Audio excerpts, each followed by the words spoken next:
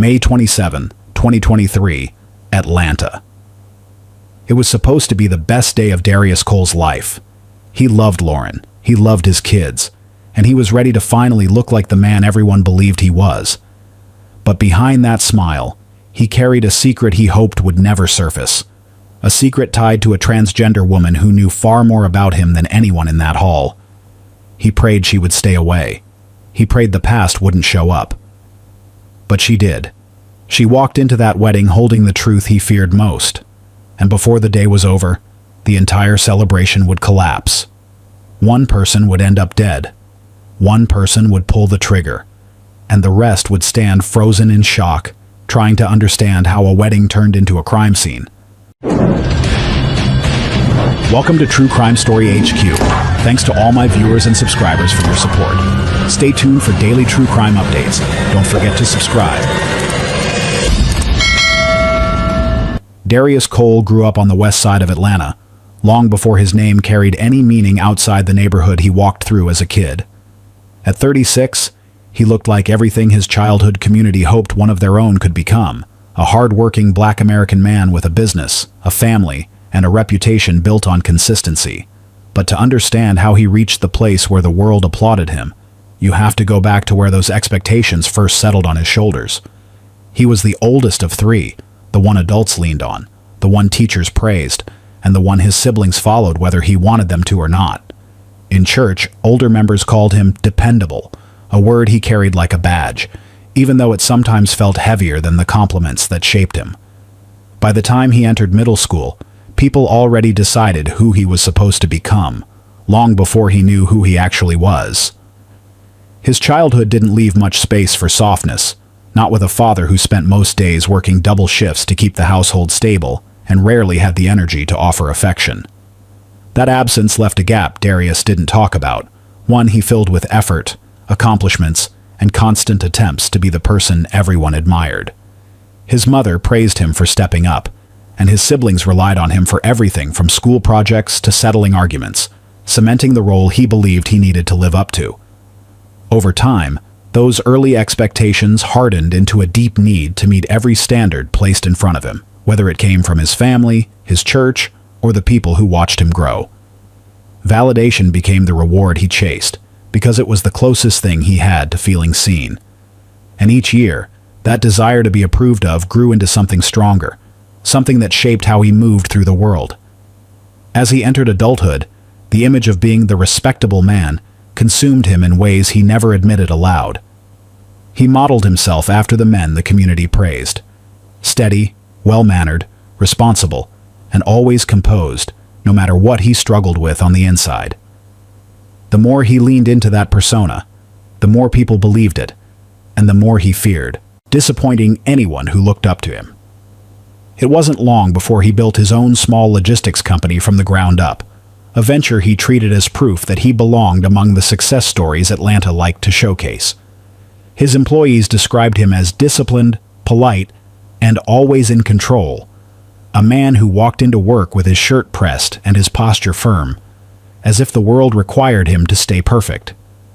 And for a while, that image satisfied him, because it kept people believing he was exactly who they thought he was. In the community, Darius became known as the man who never hesitated to give back, showing up with donated supplies during school drives or mentoring teens who reminded him of the boy he once was. Parents welcomed him into programs that needed dependable adult figures, and neighborhood organizers invited him into committees because they trusted his judgment. He joined 3 local organizations, volunteered at events, and made himself visible wherever he could contribute, reinforcing the identity everyone admired. People saw him as a model citizen, someone who rose above the challenges around him and chose to uplift others, and that praise only pushed him to maintain the role with even greater effort. But behind that polished exterior, he lived with a persistent fear that one misstep would undo everything he built, stripping away the approval he clung to for so long. And that fear, quiet as it seemed, was the root of choices that would change the course of every life tied to his. Do you think being admired can pressure someone into hiding who they really are? If this story already has your attention, stay close, subscribe, and share it with someone who needs to understand the dangers hidden behind appearances. Lauren Benton met Darius long before life pushed them into the roles the world would later praise them for. At 34, she carried a softness that didn't make her weak, but made her feel familiar, like someone people trusted without second thought. She grew up on the south side of Atlanta, raised by a single mother who balanced 2 jobs and still found time to sit at the edge of her daughter's bed and remind her that kindness mattered, even when life felt unfair. That upbringing shaped Lauren into someone who moved through the world with empathy, someone who offered understanding before judgment, and someone who learned responsibility not through lectures, but through watching her mother survive more than she complained about. By the time she became a social worker, she had already developed a patient heart, the kind you needed to help families who carried stories no one wanted to claim. When she met Darius during their freshman year of college, it wasn't the dramatic love-at-first-sight moment people romanticize. It was quieter, slower, and rooted in small things, like the way he held the door open even when he didn't notice he was doing it, or the way she laughed without trying to impress him.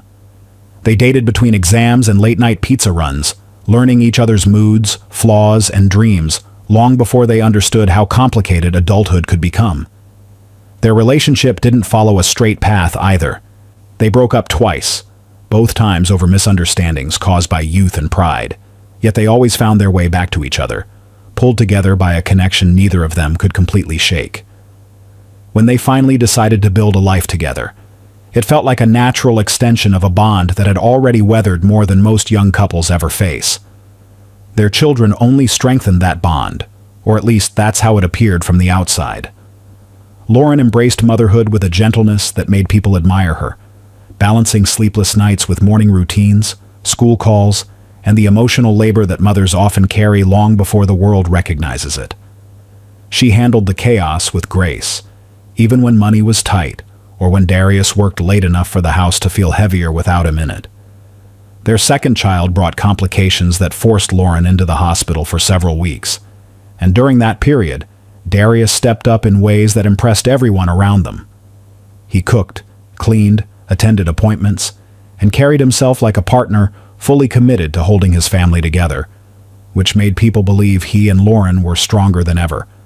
But strength isn't always loud, and sometimes distance hides in the quietest corners of a relationship. When Lauren came home from the hospital, grateful just to be under the same roof with her family again, she noticed a change in him that didn't match the praise others gave him. He was still present physically, helping with homework, attending school plays, paying bills. But emotionally he seemed slightly further away each day, as if something inside him had shifted during the weeks she spent recovering. She tried to ask him about it once, sitting beside him on the couch after the kids fell asleep, but he gave her a soft smile and said, "I'm just tired." A phrase she accepted even though something in her chest tightened when she heard it. Over time, Lauren worked harder to pull them back into the rhythm they once shared, but Darius carried his need for validation like a quiet shadow trailing behind him, and that shadow grew each time he felt overwhelmed by the expectations people placed on him. Instead of confiding in her, his partner, the woman who knew his history better than most, he drifted toward outside reassurance, seeking emotional attention that made him feel seen in ways he didn't realize he was missing at home. The tragedy wasn't that Lauren failed him. It was that he failed to recognize the support standing right in front of him, choosing the illusion of perfection over the work that real love demands. Why do some people chase the idea of a perfect life instead of confronting the problems in the one they already have? If this story speaks to you, stay connected and support the journey. Your engagement helps us continue telling the stories that matter most. Maya Kingston's story began in a small apartment just outside Decatur, where she learned early that life could be both cruel and tender at the same time. She was a black transgender woman navigating a world that didn't always make room for her, yet she carried herself with a hope that softened even the hardest days. Her mother, Denise Kingston, stood by her with the kind of devotion that never wavered, even when relatives whispered judgments or quietly distanced themselves. Denise worked nights at a nearby hospital, returning home tired but determined to remind her daughter that she was enough. Those nights shaped Maya into someone who believed in love fiercely, Not because life was easy, but because she saw her mother fight for her with everything she had. Growing up, Maya found joy in colors, textures, and transformation. As a child, she borrowed her mother's old makeup palettes, practicing on herself in the bathroom mirror and pretending the world applauded her creativity instead of criticizing her identity. By the time she entered her late teens, she dreamed of owning her own makeup studio, somewhere people from all walks of life could feel seen, valued, and confident. She began working part-time at a local salon to build that future, sweeping floors, washing brushes, taking walk-in clients, and perfecting her craft. Friends often said she had a gift, a way of making people look beautiful while making them feel understood, and that warmth made her the kind of person others gravitated toward easily. Her social circle described her as loyal, gentle, and trusting, sometimes too trusting, especially when it came to relationships. Maya believed the best in people, believing that honesty always found its way through if you loved someone deeply enough. It was that same belief that left her vulnerable to heartbreak, yet she never allowed disappointments to turn her bitter. She kept hoping for the kind of love that mirrored the care she poured into others. And one afternoon, during a season of her life that felt steady and hopeful, someone new walked into the salon, a man she would later wish she never met. Darius entered on a Wednesday, wearing exhaustion like a second skin. He said he needed a quick cut before a business meeting, but Maya noticed something deeper in his eyes: stress, frustration, and a kind of heaviness that suggested more than work trouble. As she worked, he talked in small pieces, mentioning that life had been complicated lately, that he was trying to figure out where he stood in his personal relationships. He didn't mention Lauren. Not then. Not in a way that revealed truth, but he didn't have to. Maya's heart connected to his vulnerability long before she realized how dangerous that connection would become. When he left, he thanked her with a warm smile she didn't forget, and by the end of the day, he had messaged the salon asking to speak with her again. Their conversations felt natural at first. Light jokes, shared stories, late-night texts that lasted until sunrise. Darius opened up about feeling misunderstood, about wanting someone who listened without judging, and Maya stepped into that space without hesitation. She didn't know he was separated only temporarily from Lauren, and she didn't know he was using that distance to rewrite the story of his life in a way that made his choices seem harmless. What she did know was how his voice made her feel seen, how his tenderness arrived at a time she needed reassurance, and how he said things like, "I'm done with that chapter. I want something real now." Words that settled into her chest like promises she didn't think twice about believing. For months, their messages revealed long calls, playful banter, personal confessions, and vulnerable moments that made her believe she finally met someone who valued her fully. And even though there were red flags, missed calls, sudden excuses, unexplained disappearances, she pushed them aside because love, when you want it badly enough, can quiet the warnings you're not ready to face. Darius showed her a softness he didn't show the world, a kindness that felt genuine, a connection that made her feel chosen. And it was that feeling, that warm illusion of being wanted, that pulled her deeper into a story she never realized she wasn't meant to be part of. Can love blind someone to the warnings they should have seen?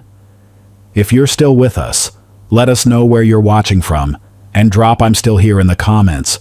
Your support keeps this story alive and helps us bring more truths to light. Darius Cole thought he could keep both worlds standing without letting either one collide. But balance built on lies is never balance at all. In the beginning, he convinced himself he was simply buying time. Time to sort his emotions. Time to decide who he wanted to be. Time to manage the expectations pressing against him in every direction. With Lauren, he played the dependable partner, telling her he was working late, visiting clients, or handling emergencies at the warehouse. With Maya, he shifted into the vulnerable man who needed comfort, telling her he felt lonely, unseen, and overwhelmed by responsibilities he couldn't name. Two versions of himself, both carefully crafted, both exhausting to maintain. But the more he drifted between them, the more tangled his life became. He started spending money without explanation, ordering gifts for Maya online, and having them delivered to a friend's address so nothing would arrive at home. A pair of earrings here, a silk dress she admired on a storefront mannequin there, each purchase making him feel like he was offering her something meaningful, even though he knew the truth behind the affection was built on borrowed time. Meanwhile, he attended wedding rehearsals with Lauren, holding her hand during planning meetings and acting like a man who dreamed of forever. He smiled in photos, complimented her choices, and calmed her nerves with words that sounded sincere, even when guilt tightened inside him like a knot he refused to untie. Nights became the hardest part. Darius would leave the rehearsal dinner early, claiming fatigue, only to call Maya from the parking lot with a softened voice. She kept voice notes from those evenings, his gentle, "You're my peace, you know that?" and "Talking to you helps me breathe." Those words made her feel cherished, but they were the same nights he kissed Lauren goodnight before stepping outside to take those calls. He played both roles seamlessly, shifting between them with practiced ease, yet each switch chipped away at his sense of control. The more he built the illusion of being the perfect partner at home, the more he leaned on Maya emotionally, creating a space where he felt free from pressure, even though he was the one creating it. The strain began to show in subtle ways. He grew impatient when Lauren asked questions about his schedule, snapping at her in moments he quickly apologized for. He became easily irritated when Maya asked about their future, offering vague answers designed to keep her close but never secure. And when he felt cornered, whether by a simple question or a moment of emotional honesty, he shifted into manipulation without even realizing how much it was hurting the woman who trusted him. He told Maya she was overthinking whenever she asked why he disappeared for hours. He reminded her how much he needed her, how important she was, how no one understood him the way she did. Yet the moment she mentioned long-term plans, he withdrew, claiming he wasn't ready for pressure even though he had already committed to a wedding with someone else. Maya felt the shift before she understood it. She tried to ignore the quiet pauses in his responses, the days he grew emotionally distant, the sudden irritation in his voice whenever she asked him to be honest. She told her friend Talia one evening, "It feels like he's with me, but not really with me." And Talia gave her a long, knowing look, urging her to proceed with caution. But love makes room for excuses, and Maya accepted every reassurance Darius offered, believing that his stress was temporary. She didn't know he was drifting, because her tenderness made him feel exposed. And exposed was something he never allowed himself to be. Meanwhile, Lauren felt a different kind of shift, the quiet tension of a man who carried secrets, but refused to speak them. She chalked it up to wedding stress, to work, to fatigue, not realizing that he was living two lives side by side and pretending the weight didn't break him daily.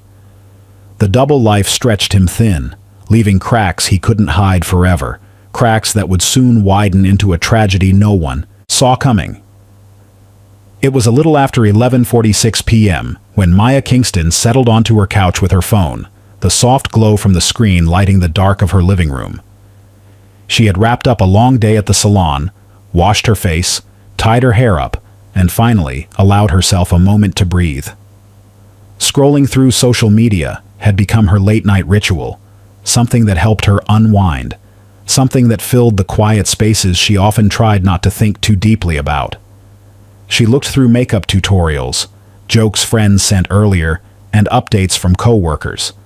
Nothing unusual, nothing heavy. But the peace she clung to was gone the moment a familiar face appeared unexpectedly on her screen, tucked in the corner of a tagged photo she never should have seen. Someone she didn't know had posted a family gathering picture. People dressed nicely, smiling around a long table. And right at the center, laughing with an ease she hadn't seen in weeks, was Darius. At first she blinked, thinking maybe she imagined it, but her thumb froze mid-scroll, her breath thinning as she tapped the post to enlarge it. She zoomed in. There he was, sitting close beside a woman she recognized only from distant, cropped images he once claimed were old and meaningless. Lauren. And they weren't just sitting together casually. They looked connected, warm, intimately familiar in a way that shattered every story he had told her. Someone had captioned the post, "Pre-wedding family dinner. Can't wait to celebrate these two this weekend." Her heart dropped so quickly It felt like her body couldn't catch up. She read the caption again, slowly this time, her fingers trembling as the truth hit her in pieces she couldn't hold still. She clicked the profile, then the next, following tags like breadcrumbs, trying to convince herself she misunderstood. But each tap revealed more. The engagement photos, the venue posts, the congratulatory messages from relatives, all lined up in clear, heartbreaking order. In less than 2 minutes, everything she believed about Darius's promises collapsed, leaving her staring at a future he never intended to share with her. Her throat tightened as she scrolled through their message thread, reading his words. "I'm done with that chapter. I'm choosing peace. You're the person I want to build with." And the betrayal in those sentences landed in her chest like blows she couldn't dodge. Tears welled before she could stop them, falling onto the phone she now held like proof of her own heartbreak. She wiped her face with the back of her hand, screenshotting messages she once read with hope, now desperate to understand what went wrong, wondering how he could speak to her with such gentleness while preparing to marry someone else. Then she called him. Once. Twice. 3 times. The first call rang without answer. The second went straight to voicemail. The third was declined. By the 5th attempt, her hands were shaking so badly she dropped the phone onto the couch, pressing her palms against her forehead as if she could hold herself together with force alone. Minutes passed, then hours. Maya paced the living room in circles, replaying every moment of their relationship, every late-night call, every voice note where he told her she mattered, every soft promise he made when she opened herself to him. She thought about the day he first visited the salon, the way he looked at her with tired eyes that seemed honest at the time, the way he told her he wanted a future, free from drama. She replayed their conversations until the words blurred, trying to pinpoint the moment he decided to lie, trying to understand why he didn't let her go, instead of letting her believe she was building something real. Around 4:10 a.m., she sat on the floor beside her bed, because sitting upright felt too heavy. Her phone lay beside her, screen dark, notifications silent. She whispered into the stillness, "Why would he do this to me?" And the question echoed back without mercy.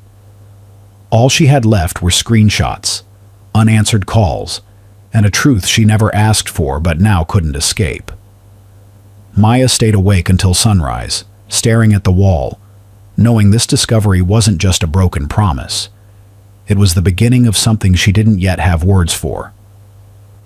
What would you do if you discovered someone you trusted was living a lie? The sky over Atlanta was still dark when Maya Kingston stepped out of her apartment, her eyes swollen from a night without sleep, and her heart carrying a weight she couldn't shake off. Dawn hadn't broken yet, but the city lights created a faint glow across the streets, casting long shadows that seemed to follow her as she moved.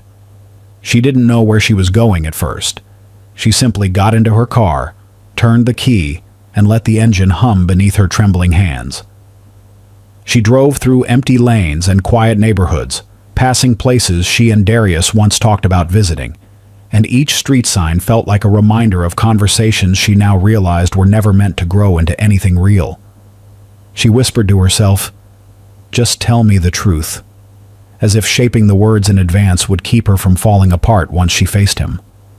Her mind replayed the images she saw only hours earlier, Darius laughing beside Lauren, the warm gathering of his family, the bright captions filled with excitement, and none of it aligned with the man who had called her my peace.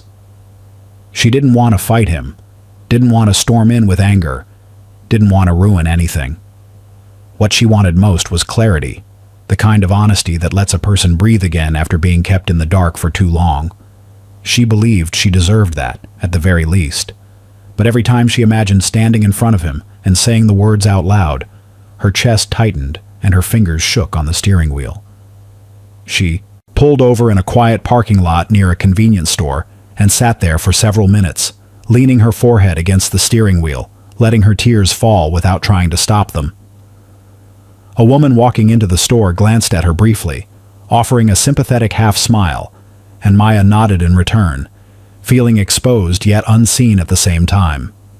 She opened her glove compartment and grabbed a tissue, wiping her face as she took a long, shaky breath. She knew she couldn't go back home, not with so many unanswered questions pressing against her. She needed to hear him say something real, even if the truth would hurt her more than the lies already had. By 7:12 a.m., the sun began rising over the city with the soft orange light of a day that didn't feel new at all, and Maya realized she had been driving in small circles for nearly an hour. She looked down at her clothes, simple jeans, a black top, and a cardigan she wore on days she needed comfort. Nothing dramatic, nothing meant to draw attention. She didn't want to be remembered as someone who caused chaos. She just wanted to be remembered as someone who deserved honesty. She tied her hair into a neat low bun, wiped the last of her tears from beneath her eyes, and whispered, "You can do this," though her voice cracked as soon as the words left her mouth. The wedding venue sat on the outskirts of the city, surrounded by tall trees and a quiet road that led to a small gravel parking area. Maya pulled in slowly, her hands trembling again as the building came into view. White drapes along the entrance, morning staff setting up floral arrangements, a soft buzz of excitement floating through the early air. She parked in a corner far from the entrance, turning off the engine but unable to move. She sat there in silence, staring at the steering wheel, feeling the ache in her stomach twist tighter with every second. She rehearsed what she planned to say. "I'm not here to cause trouble. I just want the truth." She imagined him looking shocked, then ashamed, then maybe apologetic. She imagined him explaining himself, even if the explanation wouldn't heal the hurt she carried. For almost an hour, she remained inside her car, pressing her fingertips to her lips whenever her breath became too unsteady, battling the part of her heart that still hoped he cared enough to speak to her honestly. At 8:03 a.m., she finally opened the door and stepped out, her knees weak, her pulse unsteady, but her resolve carrying her forward. Every step toward the entrance felt heavier than the last, yet she kept moving, because walking away would have meant accepting a lie she didn't deserve to live with. She didn't know it then, but the moment she crossed into that building, her life would change forever. Have you ever walked into a moment knowing it might break you? If this story resonates with you, let us know where you're watching from, and if you're still here, type "I'm still here" in the comments. Your support helps us keep telling these stories with the depth they deserve. The wedding hall in Atlanta carried an early warmth that made everyone feel welcomed, the kind of warmth that comes from soft music drifting from speakers, low laughter among relatives, and the sweet scent of fresh flowers lining each aisle. Guests arrived in clusters, hugging one another, straightening ties, adjusting dresses, and settling into their seats with the light chatter that fills a room when people believe they are witnessing the start of a beautiful chapter. Cameras clicked as cousins posed near the entrance arch, children chased each other between rows, and older aunties fanned themselves while discussing who looked the most elegant. Everything in that room suggested joy, security, and a future built on steady ground, as if nothing outside those walls could disturb the day meant for celebration. Lauren Benton stood in a private bridal room just off the hall, adjusting the soft ivory gown that hugged her waist and flowed gently to the floor. The fabric shimmered under the warm lights, gathering around her like a quiet embrace. She looked at herself in the mirror with a smile that rose from years of believing in love and forgiveness, tilting her head slightly as her mother fixed the last loose curl near her shoulder. "You ready, baby?" her mother asked, her voice soft with pride and tenderness. Lauren nodded, her eyes glistening not from nerves, but from the joy of finally reaching this moment after years of challenges that could have broken them. She whispered, "It's finally here," her voice hopeful in a way that made the entire room feel gentler. She had no idea her day was standing on the edge of something she couldn't see. Inside the main hall, Darius Cole tried to blend into the flow of celebration, but his nerves betrayed him in small, restless movements. He stood near the arch with his groomsmen, adjusting his cuffs, checking his watch, pretending to listen as his older brother cracked a joke about wedding nerves. But his hand kept drifting to his pocket, where his phone vibrated twice before he finally silenced it. He looked around quickly, scanning the entrance the way someone checks the horizon for a storm they hope won't reach them. Yet he smiled for photos, tilting his head toward the camera with the confidence of a man whose image was everything, whose reputation was polished and protected like a fragile heirloom. His son, Malik, 8 years old with a crooked smile and dimples that made guests laugh, ran up to him holding the small boutonniere that had fallen from the table. "Daddy, you forgot this," the boy said, lifting it carefully like a precious object.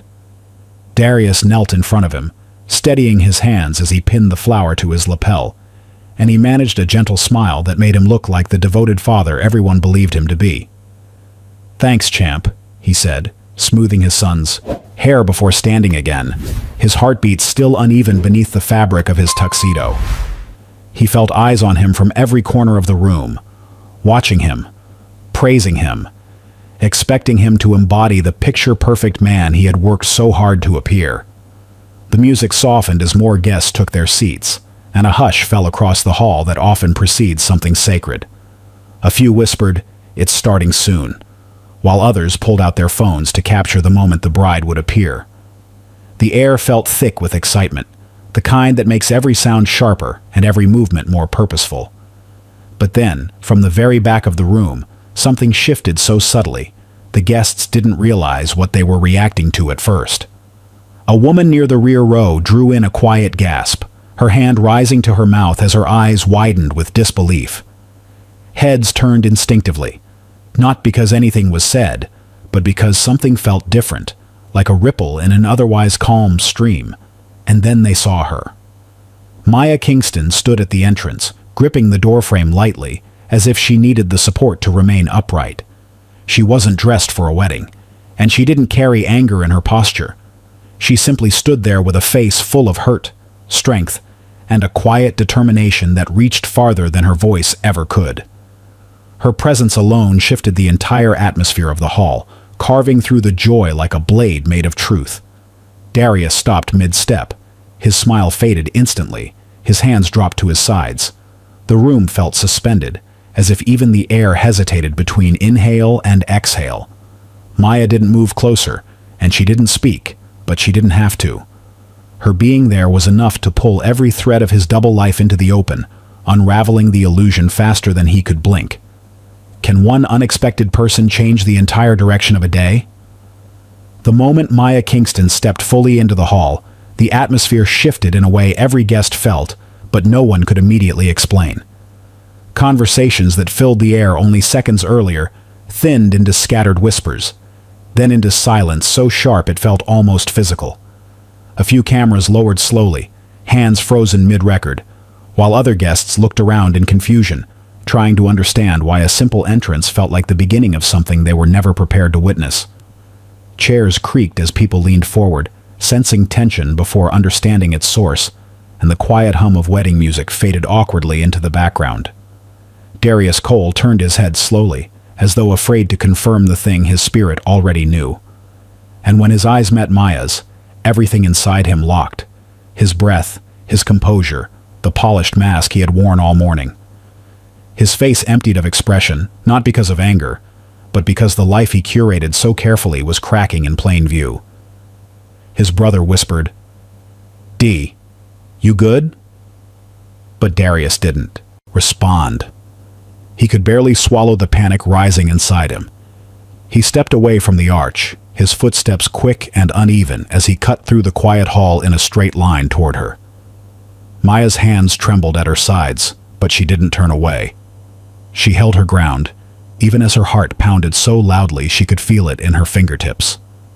Darius reached her first, his voice low and sharp, words trembling as he whispered, "You shouldn't be here. Please, please go. Not today." His tone wasn't cold, it was desperate, the kind of desperation that comes from a person whose secrets have finally stepped into the light.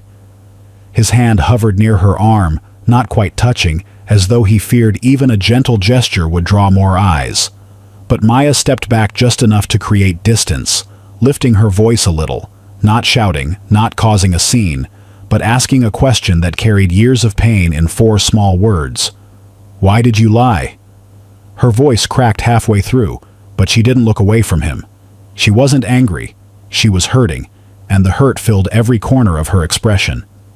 Lauren Benton stood across the room, still hidden behind the half-open bridal door. She had been waiting for her cue to walk forward when she heard the sudden hush ripple through the hall. When she peeked out, her eyes landed on Darius, speaking urgently to a woman she had never seen before. At first, she thought it was a wedding day misunderstanding or an early guest who needed directions. But the longer she watched his posture, the nervous lean, the urgency in his hands, the strained lines around his eyes, the more unsettled she became. She whispered to her mother, "What's happening?" But her mother only shook her head slowly, watching with a frown that grew deeper each second. Guests glanced nervously between the couple and the entrance, shifting uncomfortably in their seats as the tension thickened across the room like something everyone could feel, but no one dared name. A man in the second row whispered, "Is that an X?" While another guest pulled her child closer, sensing that the day was no longer moving in the direction they expected. Whispers spread in soft waves, curious, cautious, uneasy, betraying the discomfort people feel when witnessing a private heartbreak crash into a public celebration. Darius reached for Maya again, his voice trembling harder now as he pleaded under his breath. "Maya, please. You can't do this here. Not in front of my family. Not in front of my kids." His hand gripped her wrist, not violently, but tightly enough that the desperation showed. Maya flinched, more from shock than pain, pulling her arm back as guests gasped quietly at the sudden movement. Lauren stepped out fully this time, her gown brushing the floor as she walked a few feet toward the entrance, confusion tightening her features. She saw the fear in Darius's eyes before she heard any explanation. She saw the heartbreak in Maya's expression before she understood its cause. And she saw the space between the two of them, the space filled with truth she had never been told, before she felt the first real fracture in her chest. Maya shook her wrist free gently, tears building but her voice steady. "Just tell the truth, Darius," she said softly, the kind of softness that leaves no room for excuses. And in that moment, every piece of his double life fused into a single, undeniable reality for everyone watching. His children stared. His mother frowned. His groomsmen exchanged stunned looks. And Lauren stood frozen, her world shifting under her feet before she could take another step. Why do people fear the truth more than the consequences of hiding it? The moment Darius pushed through the doors with Maya, the warm air of the hall gave way to the sharper, cooler breeze outside, carrying a silence that felt heavier than anything inside the building.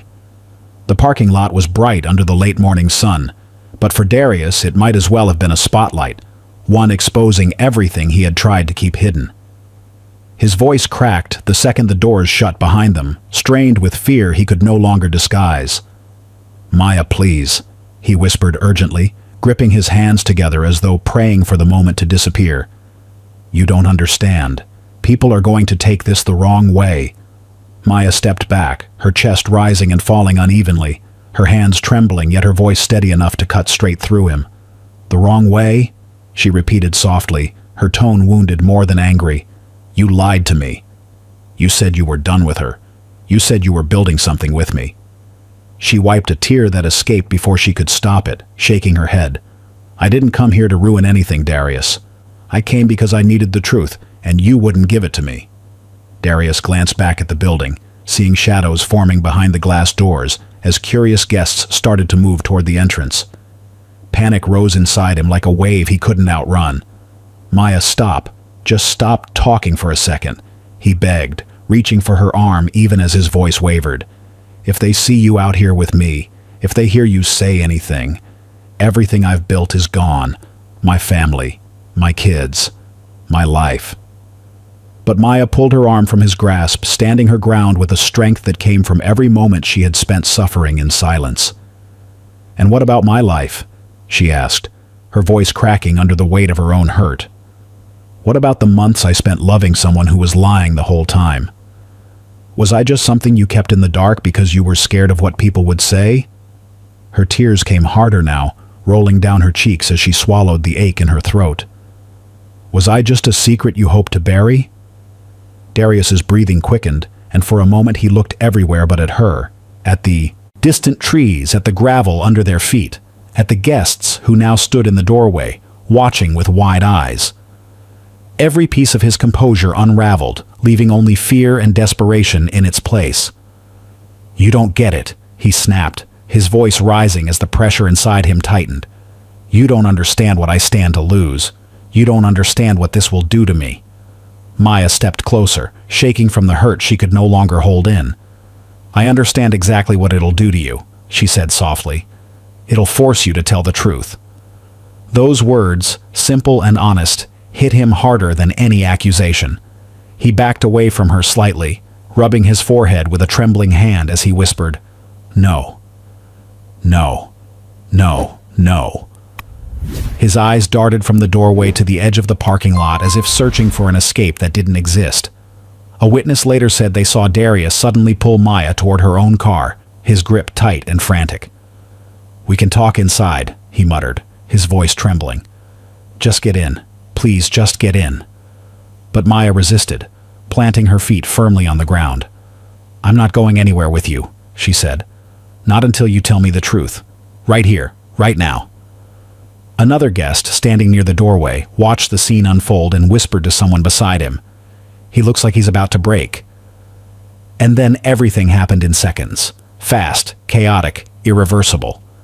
The witness saw Darius reach into the car. They heard Maya gasp. They saw his hand move sharply. And then the sound tore across the parking lot.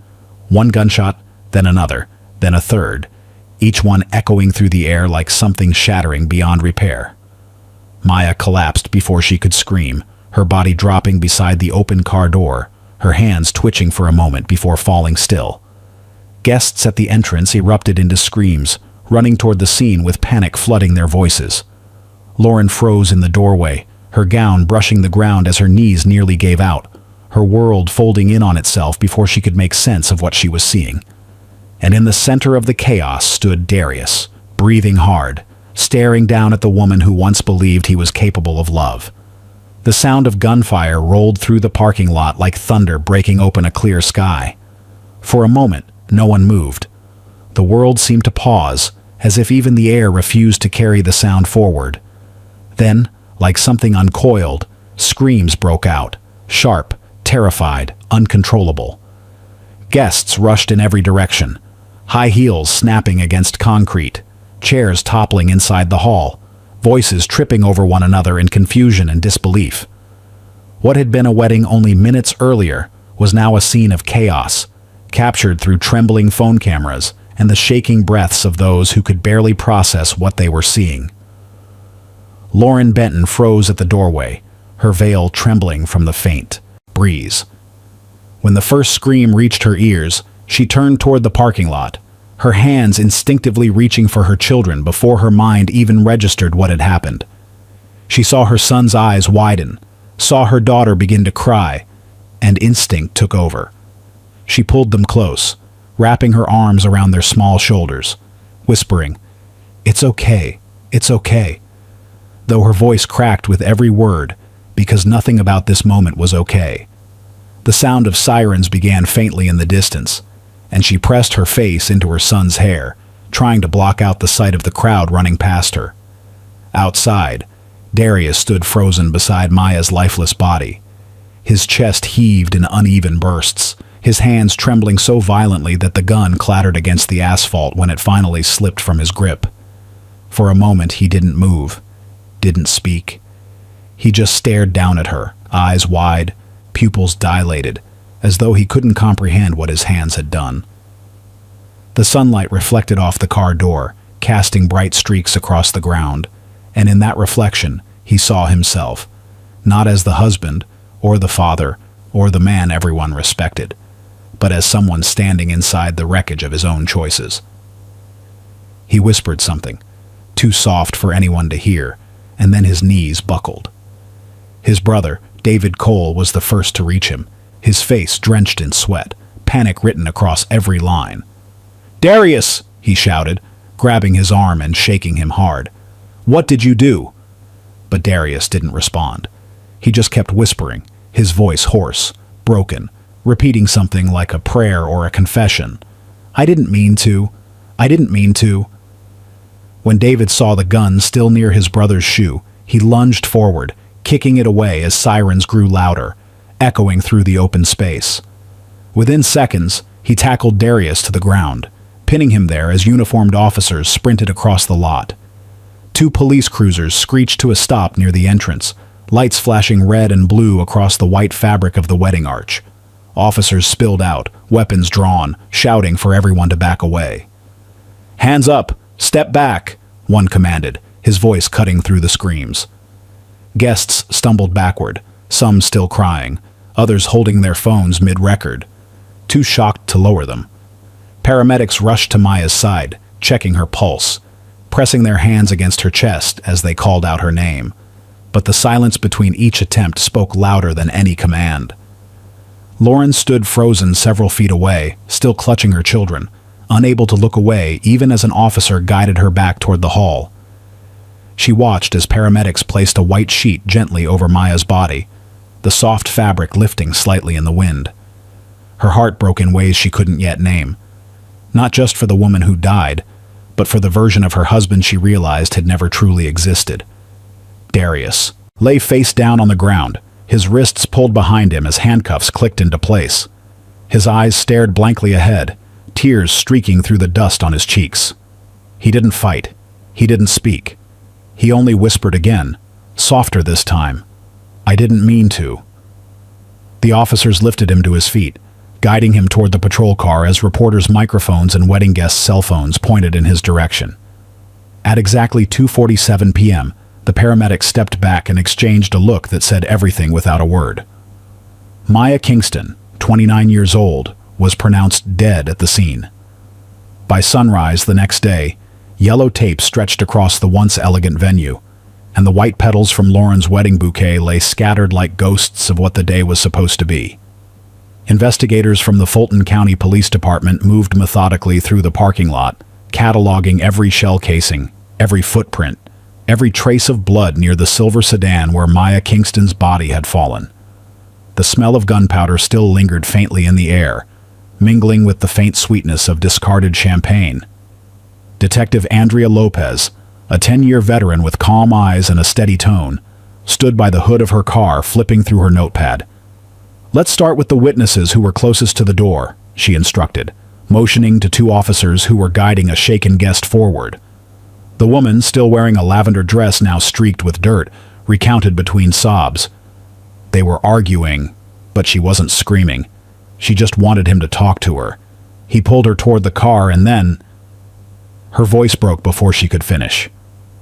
Lopez nodded softly, placing a hand on her shoulder. "You did the right thing coming forward," she said. "We'll take it from here." Inside the evidence tent, technicians handled Maya's personal effects with quiet care. Her purse, still containing a set of keys, a half-empty lip gloss, and her cell phone, was laid out beside a notebook filled with doodles of makeup ideas and client notes. But it was the phone that drew the most attention. Within hours, digital forensics recovered hundreds of messages between Maya and Darius, threads that told the story of a relationship that had begun tender and hopeful, then turned complicated and painful. The first few months of messages painted a picture of affection. "You calm me," Darius wrote in one, followed by a photo of the 2 of them sharing coffee at her favorite cafe. Another message read, "One day, I'll make this right, and you'll see I mean it." But as weeks went by, the tone changed. Darius's replies became shorter, slower, less frequent. He told her he was overwhelmed, that people wouldn't understand, and that timing wasn't right. Maya's messages became more uncertain, filled with quiet questions like, "Are you sure you're ready to leave that part of your life behind?" Investigators listened to audio clips she had saved, late-night voice notes where his tone was soft, confessional, and intimate. "You're the one I can talk to," he said in one, his voice low and tired. "I just need peace for once." Another clip captured him whispering, "You know I love you, right? Even if I can't show it the way I should." Detective Lopez replayed that particular message twice, her expression tightening slightly as she wrote in her notes, "Pattern of manipulation confirmed." Meanwhile, the medical examiner's report came in. Forensic evidence confirmed Maya had been shot 3 times at close range. The first 2 bullets struck her torso. The third, fatal shot, entered near her shoulder as she turned away. The angle supported what witnesses described, a confrontation that escalated into panic, not premeditation. Yet panic or not, the crime was clear. By late afternoon, news headlines had taken over television and social media. Atlanta groom arrested for shooting trans woman at his own wedding. Comment sections filled with disbelief, debates, and grief. Photos of Maya smiling in her salon circulated widely, her friends leaving messages about her kindness, her talent, and her habit of believing people could be better. At the station, Detective Lopez sat across from Darius, who stared at the table with vacant eyes. "She loved you," she said quietly, sliding a photo of Maya across the metal surface. "But you couldn't stand being seen for who you really were, could you?" Darius didn't answer. He just whispered the same line he'd repeated since his arrest. "I didn't mean for it to happen." The small room smelled faintly of coffee and stale air, the kind of smell that clings to late nights and long truths. Lauren Benton sat quietly, her hands folded on the table in front of her, staring at the file marked Evidence. D. Cole. The detective's voice was calm, deliberate, as if each word carried the weight of something sacred. "Mrs. Benton," she began gently, "we've gone through your husband's phone records, text exchanges, and email correspondence. There's a lot we need to walk you through." Lauren nodded, but her body stayed still. Her face looked empty, not from denial, but from the exhaustion that follows disbelief. The first photo slid across the table, Maya, smiling brightly under the glow of salon lights. Then another, screenshots of text messages where Darius's words painted promises of love, loyalty, and escape. Lauren's lips parted slightly, as though she wanted to speak, but her breath caught before the words could form. Detective Lopez spoke softly. "He told her you were gone, that you'd moved out, that he was free. He even introduced her to friends under a different story." Lauren blinked rapidly, her hand covering her mouth. "He said he'd changed," she whispered. "He told me this wedding meant a second chance." Her voice cracked into a painful laugh that wasn't really laughter. "All those nights he came home late, he said it was work." Lopez didn't respond immediately. She let silence do what words couldn't. When Lauren looked up again, her eyes were red, but there was something else behind them now, a mixture of anger and grief that refused to stay quiet. "He didn't just lie to me," she said softly. "He built his whole life on it." Across town, Darius's friends sat in their own interviews, disbelief etched into their faces. "We thought we knew him," said one, a longtime business partner. "He coached neighborhood kids. He helped with fundraisers. Nobody saw this coming." Another friend added quietly, "He was always in control. That's what made it so shocking. None of us knew who he really was." Police pieced together the story. 2 phones, 2 separate lives, 2 versions of the same man. Darius had carefully balanced both worlds, one filled with polished appearances, community respect, and family. The other built on secrecy, affection, and fear of exposure. He wasn't living a life of passion. He was surviving one of performance. By the second day, the story had spread beyond Atlanta. News stations called it "the groom who lied twice." Comment sections filled with outrage, pity, and speculation. Some defended him, claiming he was a man under pressure, afraid of judgment in a world that demanded perfection. Others condemned him outright, saying fear was no excuse for deception or violence. Lauren didn't join any of those conversations. She sat alone that night on her sister's couch, holding her wedding ring in her palm, whispering through tears, "He fooled everyone, even himself." The courtroom was full by 9 a.m. Reporters filled the back row, their cameras lowered out of respect, but ready for the moment the verdict would be read. Darius Cole sat between his attorneys, dressed in a plain gray suit that replaced the tuxedo he once wore with pride. He looked smaller now, shoulders slumped, his wedding band long removed. Across the aisle, Maya Kingston's mother, Evelyn, clutched a folded photo of her daughter smiling at 21, before heartbreak, before betrayal, before tragedy. The judge called the court to order, his voice steady but heavy with what the day meant. Prosecutor Michelle Rollins began her opening argument with calm precision. "This case," she said, "is not about a moment of confusion. It's about a man who made choices. Choices built on lies, on pride, and on fear of being seen for who he really was." She walked the jury through the evidence, the text messages, the voicemails, the gun, and the timeline that left no room for coincidence. "He didn't just shoot her," she continued. "He silenced the one person who knew his truth." The defense attorney, Robert Daniels, countered with a plea for context. "My client is not a monster," he said, gesturing toward Darius. "He is a man who broke under pressure, who faced a split second of panic when his world collided with his secrets. He didn't plan this. It was emotion, not intent." His tone was soft, almost pleading, but his words hung weakly in the air. The jurors' faces remained still, unreadable. Then came the testimony everyone anticipated, the voice of Maya's mother. Evelyn Kingston took the stand, her hands shaking as she adjusted the microphone. Her voice quivered at first, but soon found its strength. "My daughter trusted people too easily," she said. "She believed in forgiveness. She believed in love. And she believed in that man, because he promised her something real." Her words pierced through the courtroom, silencing even the shuffle of papers. He didn't just kill her. He killed the part of her that believed people could be honest. When the prosecution played Maya's saved recordings, the air seemed to thicken. Her voice filled the room, soft, hopeful, and alive.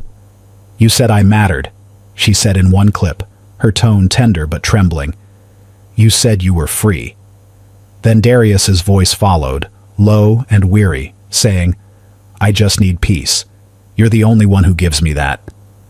Several jurors lowered their eyes, others leaned forward, visibly moved. Darius didn't cry. He barely looked up. Only once, when Evelyn stepped down from the stand, did his lips press together as if he wanted to speak, but he didn't. When closing arguments ended, the courtroom held its breath. The jury filed out in silence, and Lauren, sitting in the back, closed her eyes. Hours later, when they returned, the foreman stood. His voice was steady, final. "We, the jury, find the defendant, guilty on all counts." The verdict landed like a weight across the courtroom. Solid, irreversible. Darius Cole stood motionless as the judge read the sentence. Life in prison with the possibility of parole after 40 years. No sound came from him. Not a sigh. Not a cry. Just a quiet exhale, the kind that leaves the body when it finally accepts that everything is gone. Lauren sat 2 rows behind, her hands clasped together tightly, a small Bible resting in her lap. She didn't look at him when he turned slightly in her direction. For the first time, there was no trace of love, just a hollow ache that used to be hope. When the judge struck the gavel, the room emptied in slow motion. Cameras clicked, reporters whispered, and family members exchanged looks that carried both sorrow and exhaustion. Outside, Lauren spoke only once to the press. "I don't hate him, but I will never understand him." Then she got into her sister's car and left the courthouse without looking back.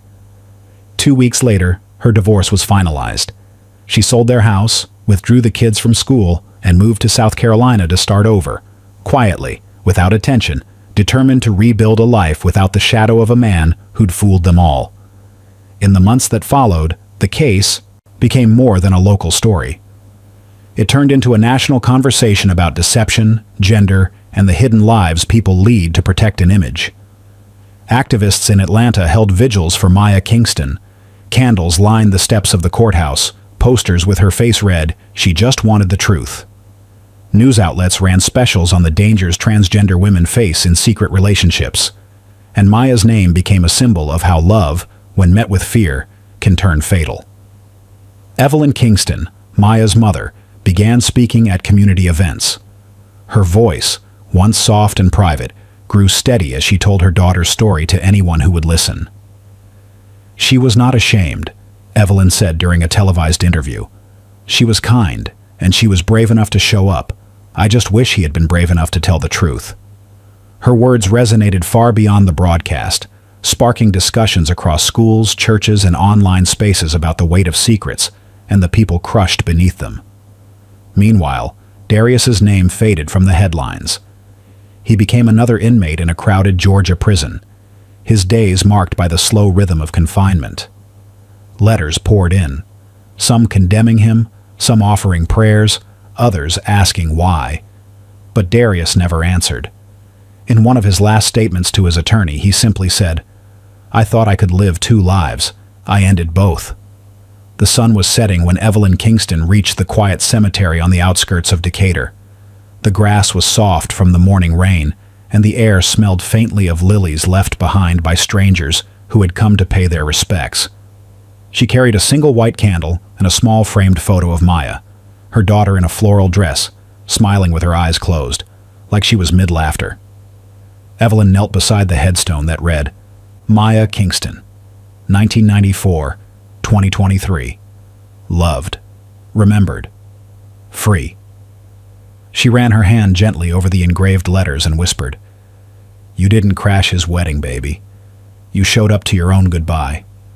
Her voice trembled, but it carried strength, the kind born from grief that has learned to stand on its own. She lit the candle, shielding the flame with her palm as the wind brushed across the field. For a moment, the flame flickered, then steadied, glowing softly against the coming night. In the distance, a faint hum of traffic rolled through the quiet, life moving on as it always does. But for Evelyn, time stood still. She thought about the years her daughter had spent searching for love, for acceptance, for safety, and how all she found was someone too afraid to live honestly. Yet even in death, Maya had changed something. Her story had forced people to talk, to question, to care. Across the country, laws were being reviewed, conversations about secrecy and violence were being reignited, and people who had lived quietly in fear began to speak. Sometimes, truth doesn't save the living. It saves the next person from dying the same way. Maya's story isn't just about betrayal or loss. It's about what happens when fear of judgment outweighs the courage to be real. One lie became a life sentence for one man and a death sentence for another soul who only wanted love. Evelyn stands, wiping her eyes, and whispers, "I'll see you again." As she walks away, the candle's flame flickers one last time but doesn't go out. In the end, the truth doesn't vanish with the people who hide it. It waits, patient, silent, until someone like Maya walks into the light, even if it costs her everything. If this story moved you, let us know your thoughts in the comments. Where are you watching from? And remember, every secret has a price. Some just cost more than others.